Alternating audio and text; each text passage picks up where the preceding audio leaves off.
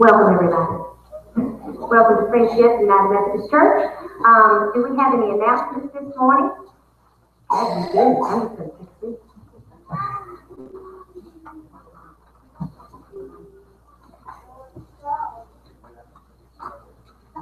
I'll be real fast. Today at 5 o'clock, we're having accolade training for anybody who's kindergarten through 5th grade. So I'd love to have you. We'll have a little snack supper with that, especially those who have not been through training. We would love for you to be here, and we'll give you signed up to be able to be an accolade in October.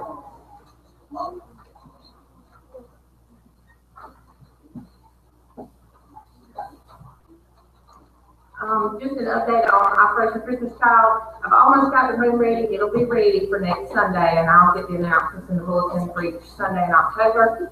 But this year, what I'm going to do is let you pack boxes as you wish. In the past, we had like 1 or 2 days sick, and some people couldn't come on those days, and we had to move all the supplies from room to room. So this year, it's all set up downstairs between the nursery and the children's church room. And next week in the children's church room, I'll have the little coloring sheets if any of your parents want to grab those and take them home. Or adults can fill them out too if you wish. And it just talks about a little information that the kids get to know from where the boxes are coming from. It's neat to put in there, and then sometimes, a lot of times, they'll send you letters back, and I think that's really neat. But we'll start packing them next month, starting in October, and I'll get you the prices as far as the boxes, and I'll have a box over to the side for next Sunday and let you know how much the boxes are. They'll be somewhere between $12 and $15, like they've been in the past. Thank you.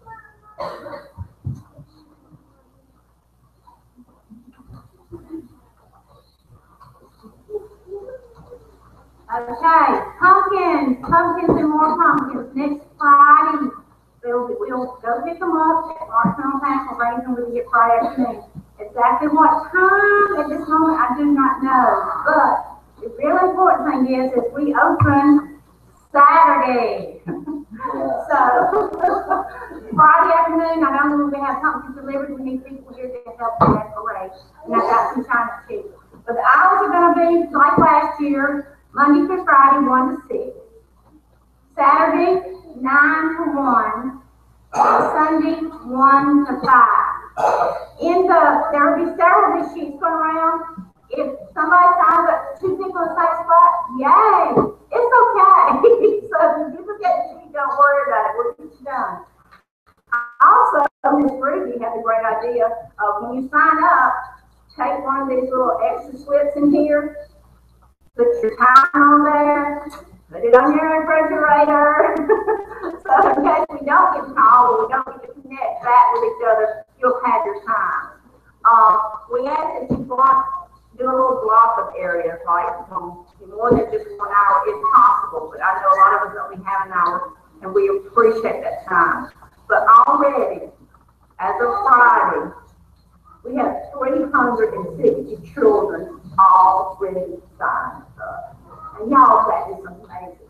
So if you can be a reader or something like that, please let us know. We have had so much hard work in getting the games together for these children.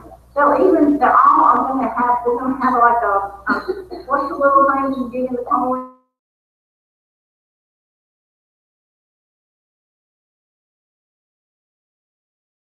and they can get take to a crossing with them. Of course, they all have their good bags, but y'all did reach so many of the children that we don't get to see any other time, but they do. You get to know that we love them, and we want to help them any way we can. So thank you all so much. I'll put as many of these out down the rows. You just leave them on the pews, and I'll pick them up at the church. Of course, Saturday and Sunday right now are the key ones of hard working, and then if you all want to be here, help us decorate Friday, Thursday or Friday, whatever here, and we all need it. We appreciate y'all. We reach so many children. We usually reach about 1,000 children during this time of month, in your summer. Thank y'all so much.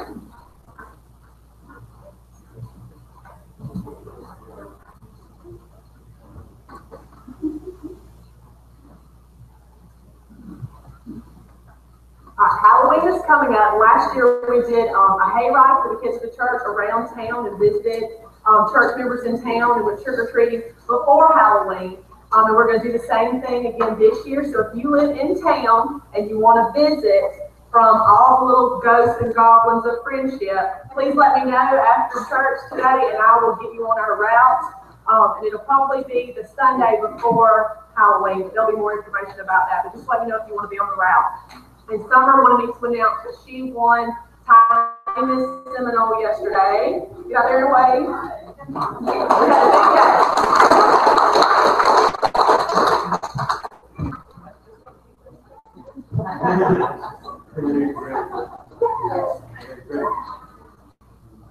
Quickly, on the Navajo Walmart cards, we're doing real good. I'll let y'all know next week exactly where we're at. We are still under what we were last year, so we still need your $50 donation, or 100 or 200, whatever you want to give. Methodist Men's Tuesday night, we got some more in, so we're doing real good, but we're still under. Next week, I'll also have a video on the children so you can actually see what's going on, where your money's going, and I'll have a picture of the bus that if you have not donated, that'll be the bus you're going to Arizona on to hand out these cards. So you go on the bus and get the money.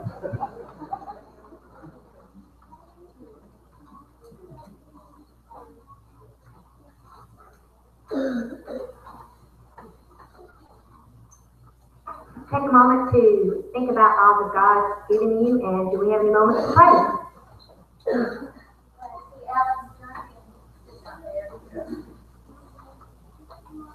We'll see you back at Peter soon. I'm glad Danny's back.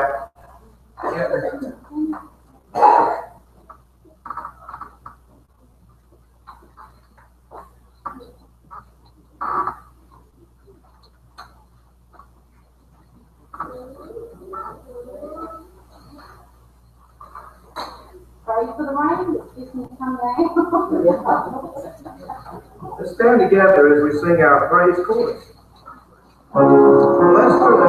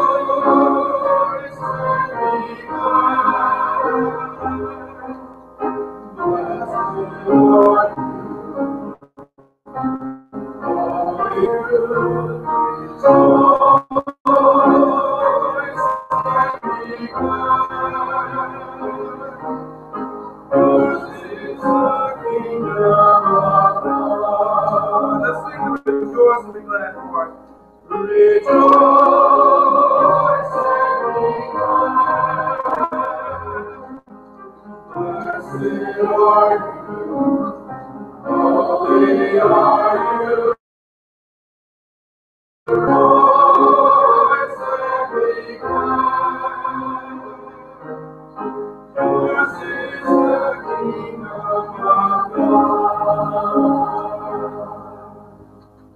Turn around and speak to someone, tell them you're glad to hear. We have some visitors. Make sure you speak to those visitors.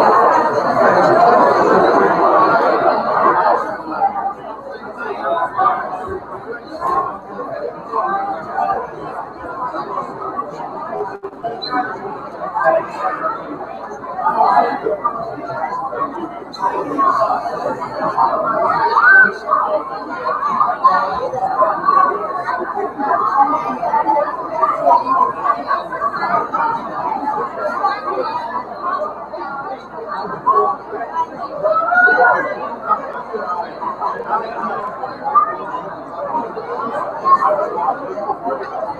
127, we continue.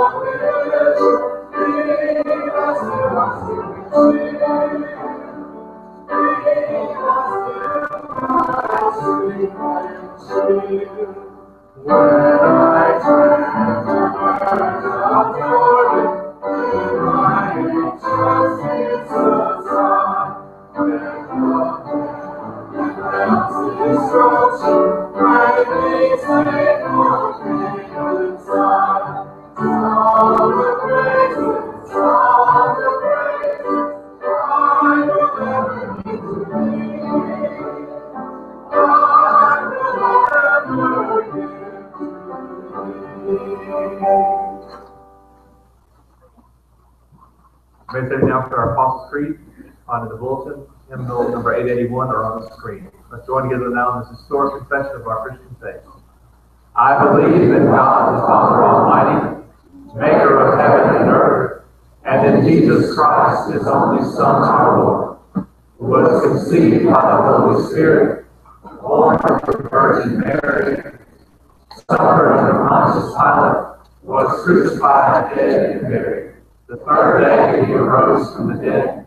He ascended into heaven and sitteth at the right hand of God the Father Almighty. From thence he shall come to judge the quick and the dead. I believe in the Holy Spirit, the Holy Catholic Church, the communion of saints, the forgiveness of sins, the resurrection of the body, and the life everlasting. Amen.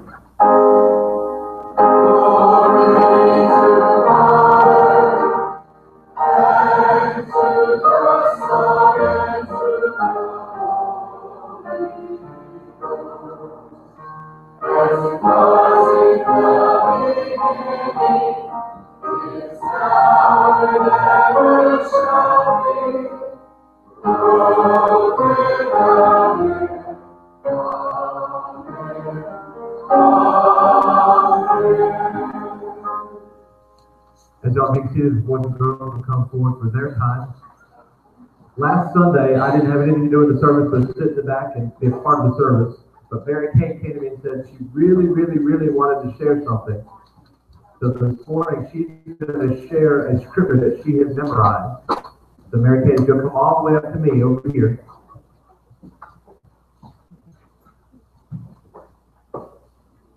Are you ready? For God so loved the world, that he gave his only begotten Son, that whosoever believeth in him should not perish, but have everlasting life. John 3:16.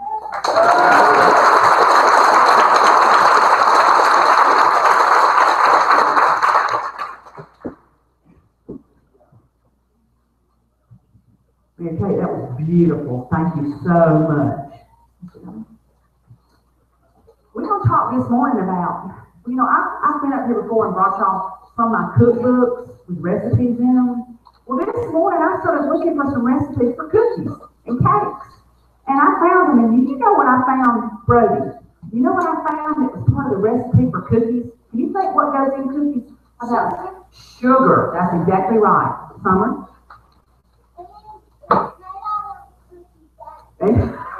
Very good.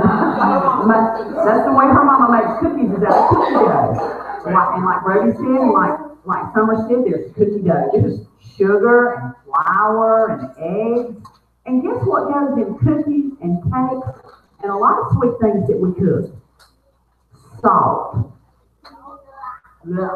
Can you imagine putting salt in your cookies? Well, do you know why? Everything, just about every recipe there is for cookies or cakes calls for just a pinch of salt. And that little pinch of salt takes the bitterness out of things being too sweet.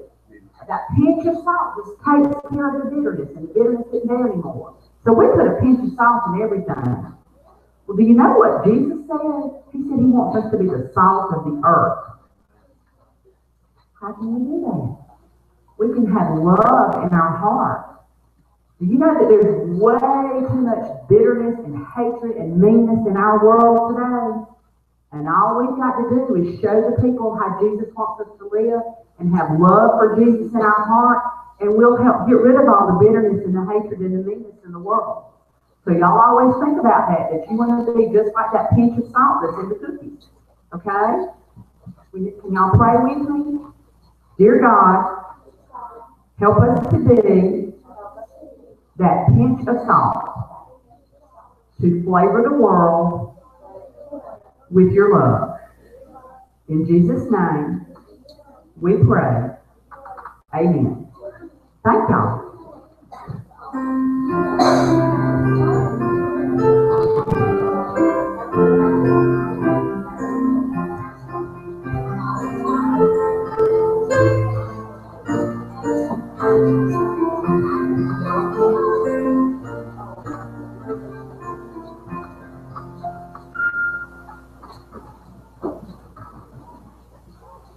Our prayer chorus is being in your bulletin. You may remain seated as we sing the chorus, The More Like You.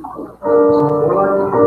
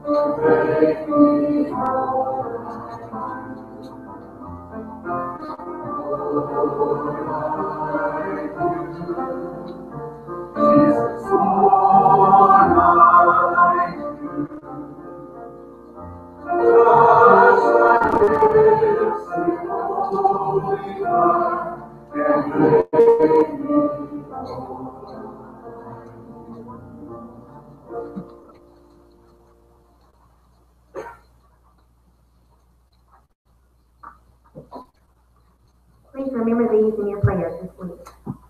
Robert Lloyd, Gail Stoffel, Catherine Klaus, Elaine Buckles and family, Unspoken, Israel and Cry for Zion, and Hewell Hartich.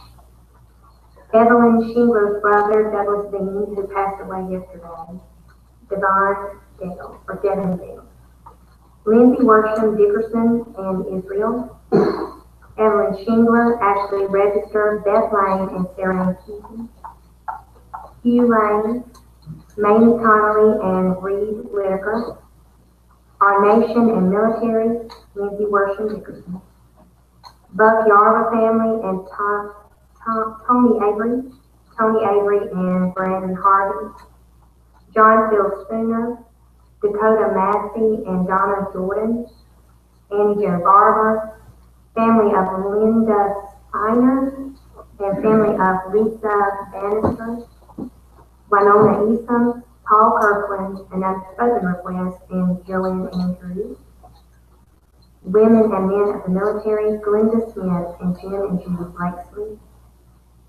Joe Barber, Our Nation, Israel. Bob Wiseman, Buck Yarber family, and Tony Avery. Casey and Katie Gross, Brooklyn Temples, Mitzi Moy and Sheila Smith. And Dawn Shepherd, Stormy Geiger, Mitzi Moy, Gina Moy, Wanda Thompson, Crystal Galden, Ricky Ward, the Buckyarver family, six children in our community, and a football player seriously injured in the Georgia game.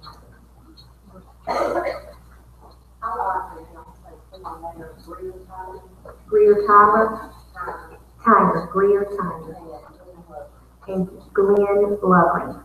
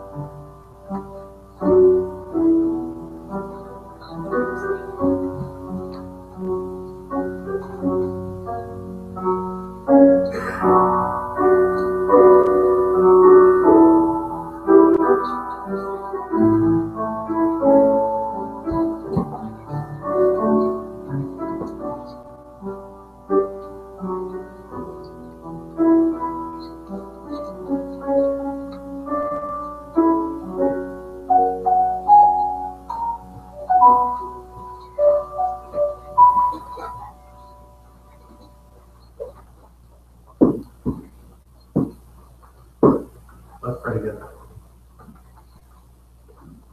What is troubling when we watch on television is someone so young is struck down, playing a game.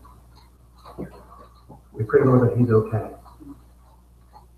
We pray, Lord, for peace for that entire team as they watch their teammate struggle. Lord, help us remember that we are all teammates, that we are to work together for the glory of God, that we are to do things together. I pray, Lord, that a peace would fall over this church, over this community, that the things that divide us would become small, and the things that unite us would be visible, seen, and shared. I pray, Lord, for healing. There's brokenness in our community, there's brokenness in our churches, brokenness in our homes. Lord, we need healing. A healing of the spirit, and a healing of the flesh. For Lord, there are those among us, and those who couldn't be here today, whose bodies have been broken. So Lord, we pray for healing for bodies and spirits. We give you thanks, Lord, because you promised that you would heal us, that you would restore us, that you would strengthen us. So Lord, we come before you now, admitting that we are broken, needing you, and knowing that only you can bring healing. Lord, we pray for healing this day. In the great name of Jesus, who taught us to pray, saying, Our Father, who art in heaven, hallowed be thy name. Thy kingdom come, thy will be done, on earth as it is in heaven. Give us this day our daily bread, and forgive us our trespasses, as we forgive those who trespass against us. Lead us not into temptation, but deliver us from evil.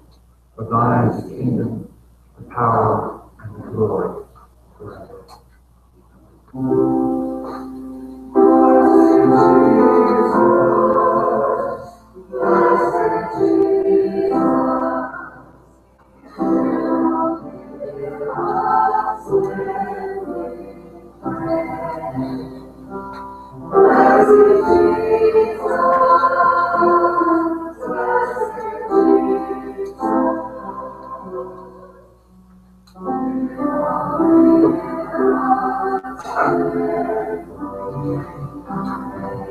If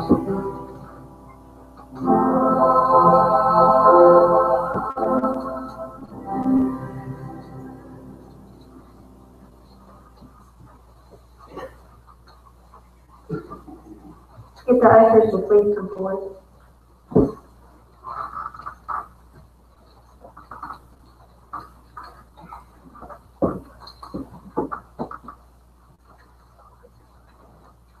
Heavenly Father, all good gifts come from you.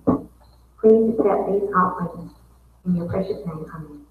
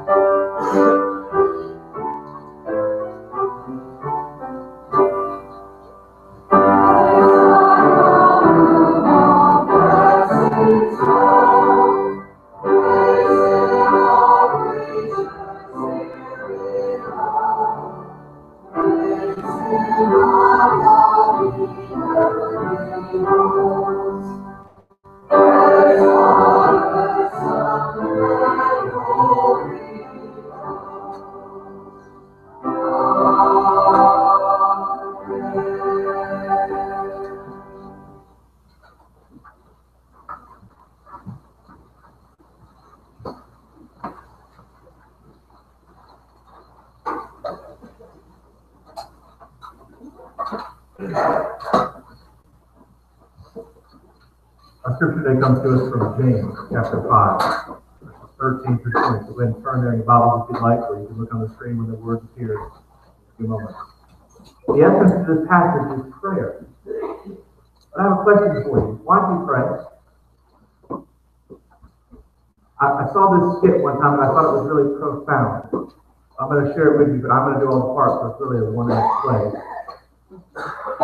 Yeah, I got it in for you. All right. Yes. Pray for the one-act play, which is coming up. Person said, how do I pray? And they walked down the street, they listened as other people talked, and one person was standing on the corner praying. And you could hear the words, "Oh, great and mighty God, I use big words like superfluous." I don't know what that word means. Look it up.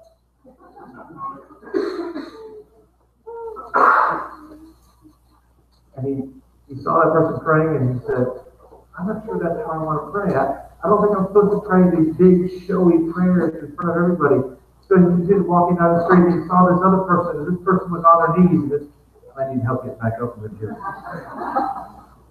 And the person was doing this, Lord, I'm worthless. He said, I don't think that's what I need to be doing either. So he kept walking down the street. And there was another person standing there. This person said, Lord, give me.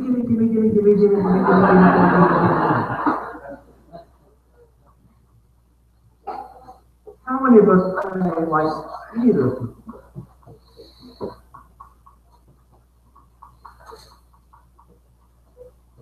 And if that's all you ever see, then you don't understand prayer.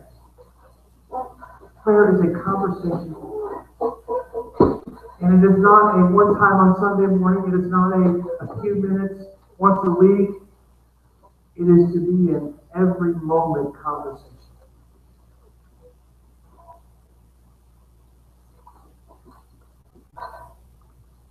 I read a book by a monk years and years and years ago.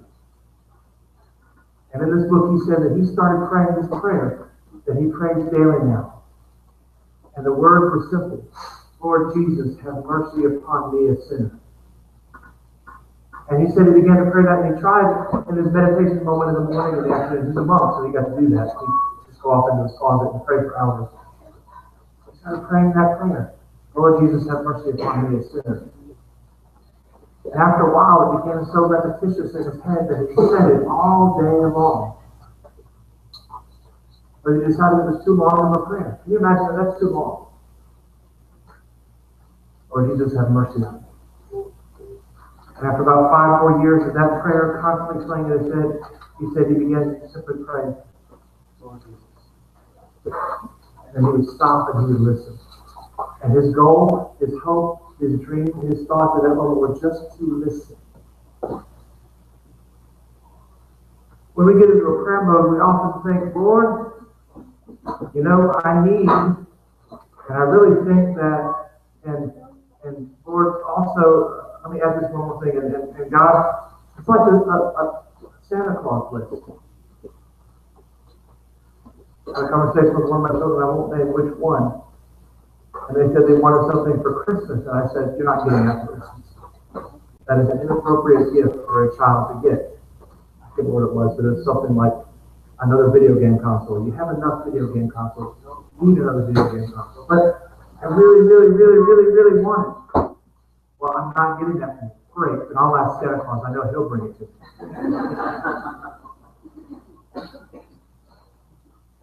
I think that child will be disappointed if Santa Claus does not bring the latest, greatest video game console.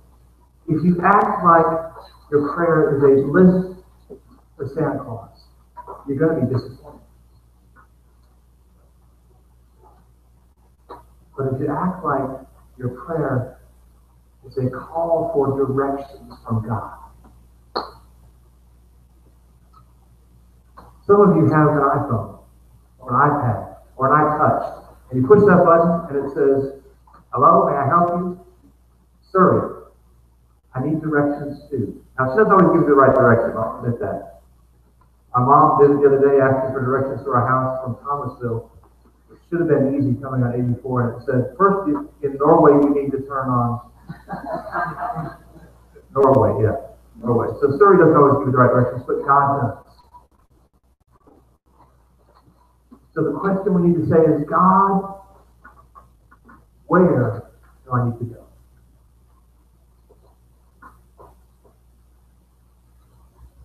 Now, I may just throw away the rest of the sermon and just stay with that. Because I think that may be something we need to hear. Lord, what do we need to do? Who do we need to be? And in the 2+ years that I've been in this church, I've tried to listen carefully to what God has told us to do. And then go and do it. And maybe sometimes I get ahead of other people, and I have to say, y'all, we're over here. But here's the thing. Well, I'm calling y'all to come follow me. Jesus is started way over here. And he's shouting back to me, hey, Garth, let's go this way. Are you sure? Because I'm not real sure I'm ready to go over there just yet. I'd rather stay over here. How many of us are like that? Jesus is calling from way over there. Come on, let's go. No, it's really comfortable over here. It's safe. I like it right here.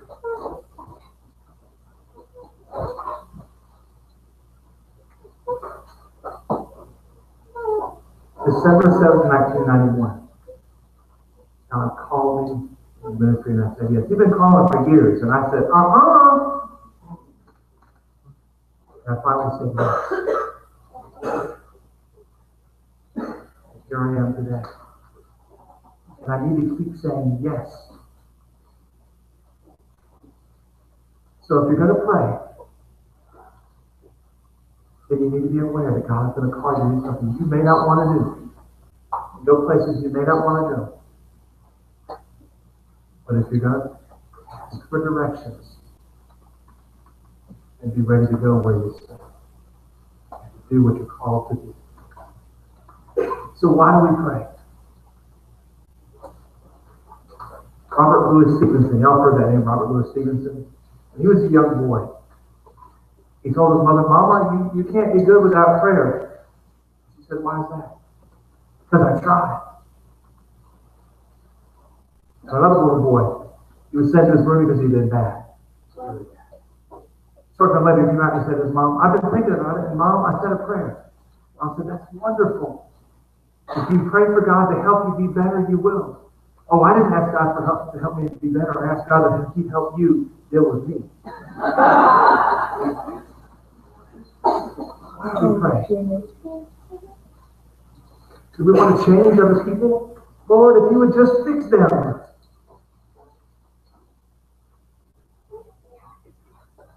But instead of saying that prayer, say this. Lord, help me not so much as to seek to be understood as to understand. Help me to know what it's like.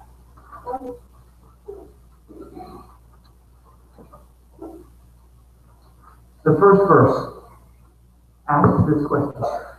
Are any among you suffering? They should pray. Are they cheerful? They should sing songs of praise. Are you suffering? Have you had a tough day? Have you had a tough week? Have you had a tough year? Have you had a tough life? Pray. Change your perspective. I showed a video a few years ago here. I won't show it again, but I want you to think about this. What we see around us is not very much. How far can the human eye see? 100 yards? We see the edge of the horizon. We can't see any further than that. You have really, really good eyesight, and you're young, maybe 200 yards. That's as far as you can see. You get a scope on, you can see a little bit further. But let me ask this question. How far can God see? What does God see? You need to change your perspective. You need to turn to God and let God show you what you're supposed to see. Are you cheerful? Then sing songs of praise. Isn't it great to have a choir that sings? I've been in churches where the choir just disbanded. They disappeared. They quit. Nobody wanted to be in charge. They didn't want to pay to have somebody be in charge. So they just Boy. And it was sad to watch. Because if I'm a song leader, we're in trouble. But I'm going to sing songs of praise. When I get in my car, I'm going to turn it up. I don't want you to hear me sing. I'm going to turn it up loud if you can't hear me. Sing songs of praise. Oh, Lord. This next verse, verse 14. Are any among you sick? Thursday morning, I got a text at 6 o'clock in the morning that Tony Avery had a heart attack. He was on the way to the hospital and I needed to come. So I went. That was not how I planned to start off my Thursday morning. But I needed to go. And let me tell you a little aside here. I have a friend who's in the ministry at some church somewhere in the world. I won't tell you where. And somebody in his church accused him of being lazy. Preacher, you only work 1 hour a week. I mean, come on, how hard could it be? And so let me just tell you about my Thursday, and then I'll tell you why I'm telling you about my Thursday. Text at 6, get the kids up at 7, go to school, come to the church, say hello to Ruby, check in, send an email out about Tony, head to the hospital, get to the hospital, visit with them, pray with them, come back here. I get back here at about 9:40. And Ruby says, oh, by the way, the manna drop forgot a few items. They're bringing it at 10 o'clock or 11 o'clock. Okay. So how much is coming? Well, at least a pallet, we don't know how much. So she sent an email to get people to be here. I said, well, I have a cup of coffee. So I walked over to the coffee pot to make coffee, and there was white mold in the coffee pot. So I had to clean out the coffee pot before I could have a cup of coffee. And I used up all the water that I had. I used filtered water in it. And then it was 10:55. Wayne pulls in. The truck pulls in. We know we have to unload the truck. And then a lizard shows up on Ruby's wall. Ruby says, I don't do lizards or frogs. So I had to catch the lizard. And then go outside with Wayne in the rain. It started to rain as we're out there, bringing the pallet in, bringing the stuff to the pallet in. All this happened before noon. I thought preachers only work 1 hour a week, right? And then I thought for a second about that. And I go back to that phrase, help me not so much to seek to be understood as to understand. I don't always know what y'all go through during the week. I don't know the trials you face. I don't know the struggles you have. I don't know all the details of your life. But if your life mine is complicated, it's not easy. And so the rest of that verse is important. Are any among you sick? They should call for the elders of the church. They should call for everybody to come together. Pray for them to anoint them with oil. Imagine if we realized we were all in this together. We're all in this. So when one of us struggles, all of us struggle. We should all come together in prayer, anointing with oil. The elders of the church need to come together. Pray. It doesn't say how you're sick. You could be physically sick, you could be emotionally sick, you could be spiritually sick. But you need to call for the elders of the church to come. In early Africa, where Christianity was brand new, they would hold their devotions in private. They would go off into the savannah. They would knock down the grass as they walked, and they would pray. They would kneel in prayer quietly for minutes or hours at a time in the woods. Praying. Well, you know what happens when you knock down grass, right? You bat it down. What happens if you miss it for a week? Daniel's doing cross country, so he can't mow the yard on Saturdays anymore. If he went by our house not yesterday, but a week ago Saturday, the grass is starting to get a little tall. Nobody said anything yet, but somebody could have said, hey, you need to mow your yard. The grass is growing back up. Well, that's what happened in Africa. You stop going into the thicket, into the savannah, getting on your knees and praying. Other people began to notice. And they would say these words, brother, the grass grows in your spot. And that was a pretty alarming thing. How's the grass in your spot?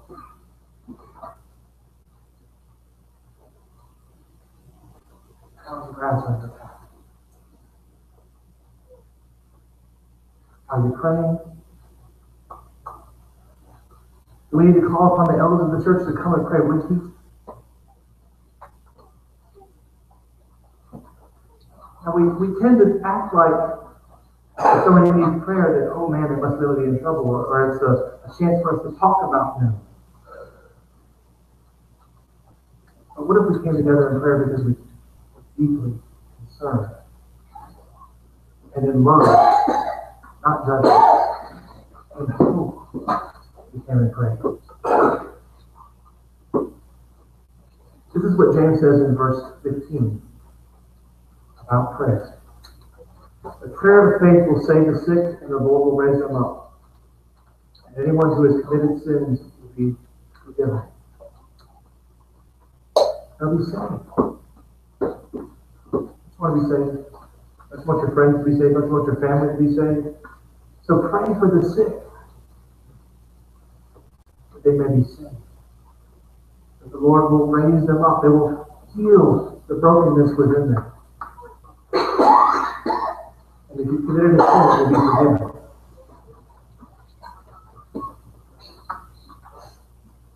Now, verse 16. Gentlemen, the sound of thank you.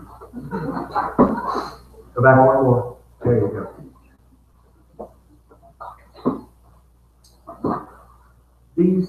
This next verse is very, very important.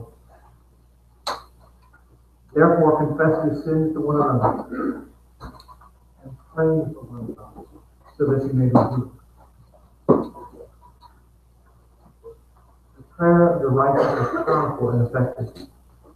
I want to start with part B of that.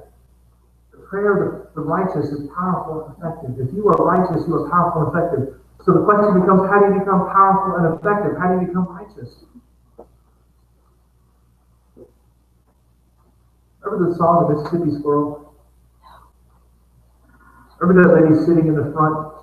I can't remember her name. I haven't heard that song in a little while, but maybe it was Sister Bertha. Watching with sadistic glee. And all this transpired. And then a squirrel ran up around her. And she began to confess sins and name it names. I think God used that squirrel to make her into a righteous person. For she confessed her sins. That's what it says. Confess your sins to one another and pray for one another so that you may be healed. A righteous person is someone who is in right relationship with God and other people. You can't be righteous and broken. You can't be righteous and have a broken relationship with someone else.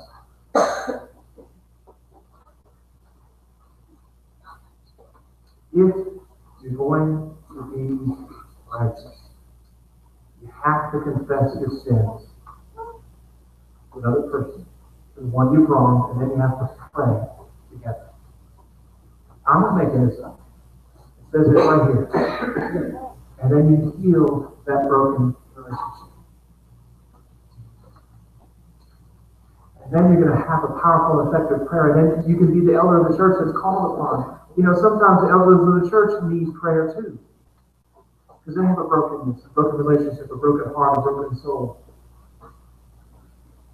And when I say elder, I'm not talking just about the preacher. I'm talking about the people of the church. We all need prayer. So do you want to be righteous? Heal the brokenness in your life, in the life of those you love. And I'll give you a hint. In the life of those you hate too. Because if you hate, you can't be righteous.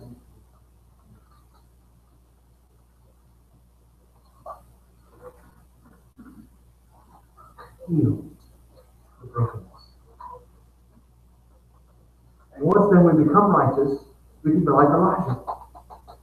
In verse 17 it says, Elijah was a human being like us, and he prayed fervently that it might not rain.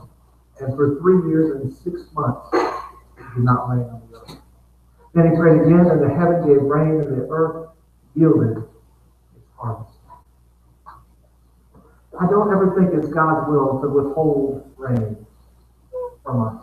But God wants us to have a drought, to have a famine. But I think God will use a drought or a famine to get our attention, to draw us back to Him.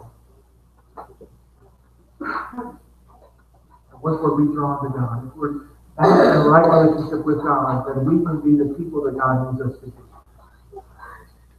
Elijah prayed fervently because he was a righteous person, because he was in the right relationship with God and his neighbors. What kind of church would we be if we were constantly in prayer for each other? If we constantly showed love to each other?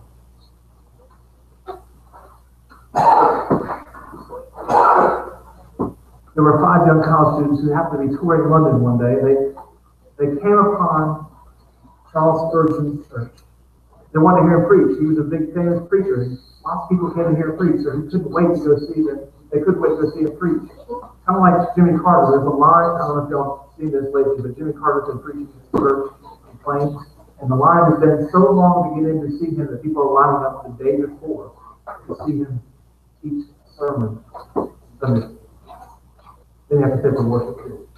The crowd was so big, they bumped them over to the fellowship hall. They got so big, they had to move the crowds to the old school. That's how big Charles Spurgeon services were. People were lining up to hear the services. But one Sunday morning, it was a smaller crowd. The 5 guys walked up, and there was nobody waiting. It was early, but there should have been a crowd waiting. So they walked up to see what was going on, and this old guy walked up to them and said hello. He says, "Would y'all like to see the heating plant of the church?" And they looked at each other and they said, "Why? Why do we want to see the heating plant? Why?" They didn't want to be rude. They didn't have anything else to do. They said, "Okay." So they followed this old man down the steps. He did this. Really odd. Why is he telling us to be quiet? We want to see the heating plant. The furnace is going to be loud and noisy, but it was kind of like y'all are right now. So wait. And he opened the door.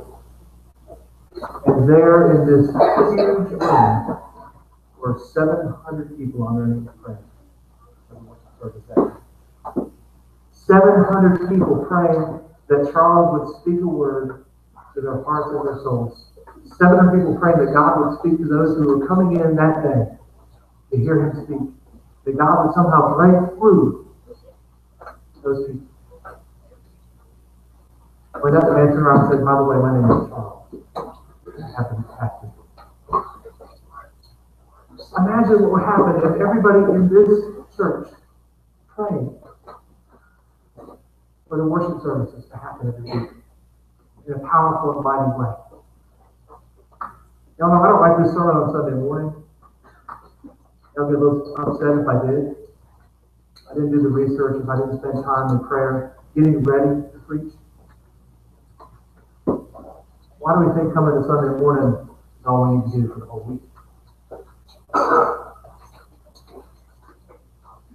When you went to college, let's go went to college, or you went to tech school, or you're still in high school, how many of you show up for that calculus exam on Friday, having not opened the book all week?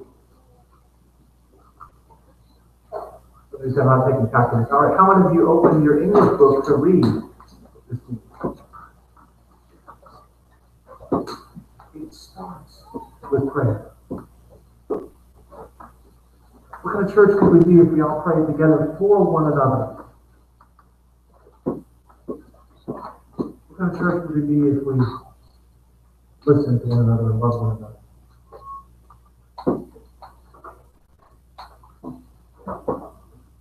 I hear lots of folks all the time complaining about the problems of the world. Oh man, you see about all these people who died of this and died of that and all the trouble happening over there, and Then you hear about all the trouble happening here. We need to do something about that.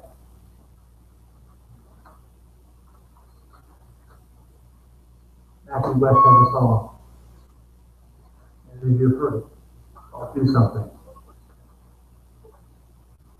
And he says, pray to God, God, why don't you do something about all that? And you know what he did? He waited for an answer. Because God gave him an answer immediately. I did it. I created you. You do something about it. So what problems do we have in the world? What problems do we have in the church? What happens in our community? What are you doing about it? The very first thing we need to do is get on our knees and pray. Pray for worship services. Pray for the business of the church. Pray for the people of the church. Pray for those that are not here today that could be here. And not just people who have been members or regular attenders, but think about this whole entire community. There may be a total of 50 churches in Seminole County. How many of them are full this morning to the brim? How many folks are at Walmart this morning? Harvey's, Dollar General, Family Dollar. How many are sitting at home hoping somebody would come and take them to church? There's lots of folks out there that we can reach. But it begins with prayer. You want to see the world better? You want to see the church better? You want to see my preaching get better? Get on your knees and pray for it, please. And don't do that prayer, Lord, make him a better preacher. Because that won't fix it. Lord, help him speak to me. And help him speak to the people so that we together can make a difference for your kingdom. Don't just pray for one thing. Pray for the kingdom of God. Our world is broken. I don't think there's any doubt about that. We have broken relationships all over the place.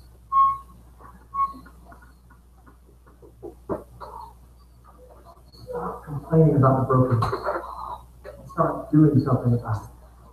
Pray. Lord, what do you want me to do? And wait for the answer. Pray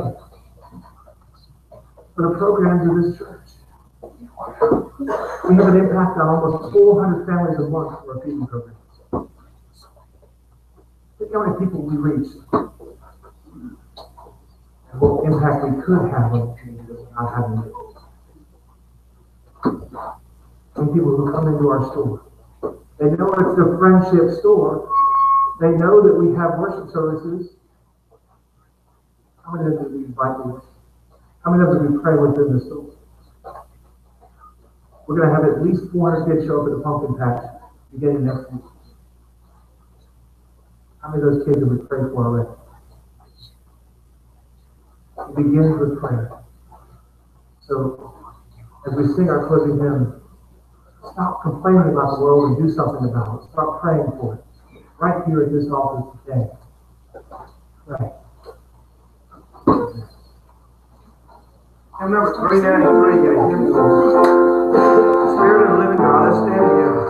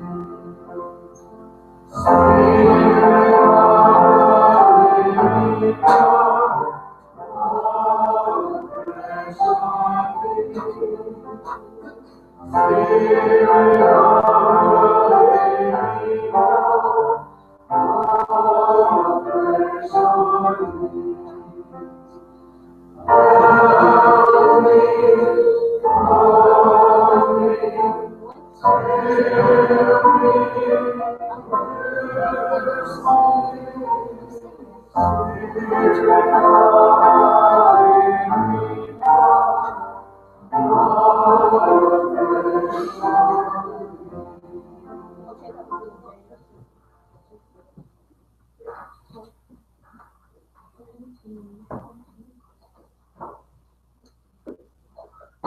home. Pray. That's it. Just start there. And let God be your servant, your GPS, your direction. Go in peace.